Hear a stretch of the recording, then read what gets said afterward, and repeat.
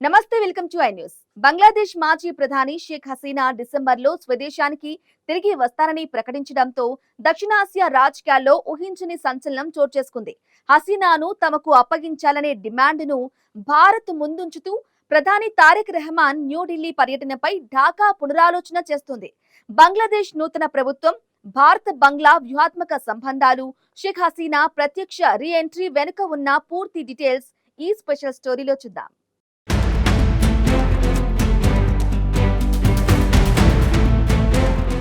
బంగ్లాదేశ్ రాజకీయాల్లో గడిచిన కొన్ని దశాబ్దాలలోని అత్యంత క్లిష్టమైన, ఉత్కంఠభరితమైన పరిణామాలు చోటు చేసుకుంటున్నాయి. భారత ప్రధాని నరేంద్ర మోదీ ఆహ్వానం మేరకు బంగ్లాదేశ్ నూతన ప్రధానమంత్రి తారిక్ రెహమాన్ చేపట్టాల్సిన న్యూఢిల్లీ పర్యటనపై ఢాకా ప్రభుత్వం అనూహ్యంగా పునరాలోచన చేయడం మొదలుపెట్టింది. భారత్లో తలదాచుకున్న మాజీ ప్రధాని షేక్ హసీనాను బంగ్లాదేశ్కు అప్పగించాలనే డిమాండ్ను ఢాకా ప్రభుత్వం తెరపైకి తెచ్చింది. సరిగ్గా ఇదే సమయంలో భారత్లోని ఒక రహస్య ప్రాంతం నుంచి ఆన్లైన్ ద్వారా విలేకరుల సమావేశం నిర్వహించిన 78 ఏళ్ల షేక్ హసీనా బంగ్లాదేశ్ విముక్తి పొందిన డిసెంబర్ విక్టరీ మంత్ లో తాను స్వదేశానికి తిరిగి వస్తున్నట్లు సంచలన ప్రకటన చేశారు. జైలు శిక్ష లేదా ప్రాణాపాయం ఎదురైనా సరే దేశ ప్రజాస్వామ్యం కోసం, ప్రజల భవిష్యత్తు కోసం తాను బంగ్లాదేశ్ లో అడుగు పెట్టడానికి సిద్ధంగా ఉన్నానని వ్యాఖ్యానించారు.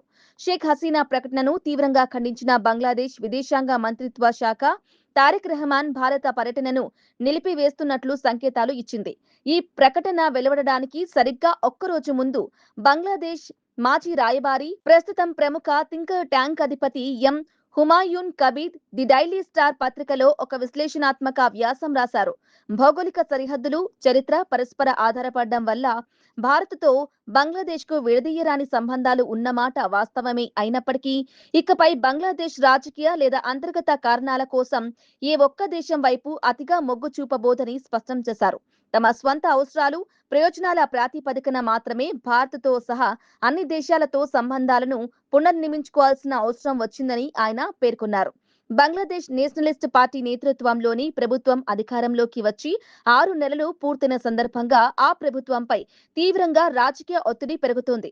క్షేత్రస్థాయిలో శాంతి భద్రతల పరిరక్షణ, ఇంధన సంక్షోభం, ఆర్థిక పునరుద్ధరణ విషయంలో తారిక్ రెహమాన్ ప్రభుత్వం కేవలం ప్రచారానికే పరిమితమైందని, డెలివరీలో విఫలమైందని అక్కడి విశ్లేషకులు విమర్శిస్తున్నారు. మరోవైపు పార్లమెంట్లో ప్రధాన ప్రతిపక్షంగా ఉన్న బంగ్లాదేశ్ జమాతే ఇస్లామీ కూటమి 1971 విముక్తి పోరాటంలో తీవ్ర అణచివేతకు గురిచేసిన పాకిస్తాన్తో తారిక్ రెహమాన్ ప్రభుత్వం సంబంధాలు పునరుద్ధరించుకోవడానికి ప్రయత్నించడాన్ని తీవ్రంగా తప్పుబడుతోంది. గతంలో షేక్ హసీనా ప్రభుత్వంలో నిషేధానికి గురై మహమ్మద్ యూనస్ తాత్కాలిక ప్రభుత్వంలో పునరుద్ధరించబడిన జమాతే ఇస్లామీ ప్రస్తుతం రాజ్యాంగ చట్టపరమైన సవాళ్లను ఎదుర్కొంటున్న జులై చార్టర్ ను అమలు చేయాలని ప్రభుత్వంపై తీవ్ర ఒత్తిడి తెస్తోంది. ఆర్థికంగా కూడా బంగ్లాదేశ్ తీవ్ర సంక్షోభంలో కొట్టుమిట్టాడుతోంది. ప్రపంచ బ్యాంక్ లేటెస్ట్ అప్డేట్ ప్రకారం 2026 ఆర్థిక సంవత్సరంలో బంగ్లాదేశ్ ఆర్థిక వృద్ధి రేటు కేవలం 3.9% పడిపోతుందని అంచనా వేసింది. పశ్చిమాసియాలో మండుతున్న యుద్ధ వాతావరణం వల్ల చమురు సబ్సిడీల భారం పెరిగి ద్రవ్యోల్బణం ఆకాశాన్ని తాకడంతో పాటు ఎగుమతులు, రెమిటెన్స్లు దెబ్బతినే ముప్పు ఉందని ఆర్థిక నివేదికలు హెచ్చరిస్తున్నాయి. ఇటువంటి క్లిష్టమైన ఆర్థిక పరిస్థితుల్లో షేక్ హసీనా బంగ్లాదేశ్ లో అడుగు పెడితే దేశంలో మళ్లీ రాజకీయ అస్థిరత ఏర్పడి అంతర్జాతీయ పెట్టుబడిదారులు వెనక్కి తగ్గే ప్రమాదం ఉందనే ఆందోళన ఢాకా ప్రభుత్వంలో మొదలైంది. ఈ పరిణామాల మధ్య భారత్ బంగ్లాదేశ్ మధ్య ఉన్న 2013 నాటి ఎక్స్ట్రాడిషన్ ఒప్పందం తీవ్ర చర్చనీయాంశంగా మారింది. ఈ ఒప్పందంలోని ఆర్టికల్ 6 ప్రకారం రాజకీయ నేరాలకు పాల్పడిన వారిని అప్పగించడాన్ని తిరస్కరించే హక్కు భాగస్వామ్య దేశానికి ఉంటుంది. అయితే హత్య, తీవ్రమైన శారీరక గాయాలు చేయడం, పేలుడు పదార్థాలు కలిగి ఉండడం వంటి తీవ్రమైన నేరాలు ఈ రాజకీయ నేరాల మినహాయింపు పరిధిలోకి రావని ఒప్పందంలో స్పష్టంగా ఉంది. ప్రస్తుతం బంగ్లాదేశ్ సుప్రీంకోర్టు ద్వారా మరణశిక్ష ఖరారైన షేక్ హసీనాను చట్టపరమైన విచారణ లేకుండా ఢాకాకు అప్పగించడం భారత్కు అత్యంత సున్నితమైన అంశంగా మారింది. 1975లో బంగ్లాదేశ్ జాతిపిత షేక్ ముజీబుర్ రెహమాన్ తో పాటు ఆయన కుటుంబ సభ్యులందరినీ దారుణంగా కాల్చి చంపినప్పుడు విదేశాల్లో ఉండడం వల్ల షేక్ హసీనా, ఆమె సోదరి రెహనా మాత్రం ప్రాణాలతో బయటపడ్డారు.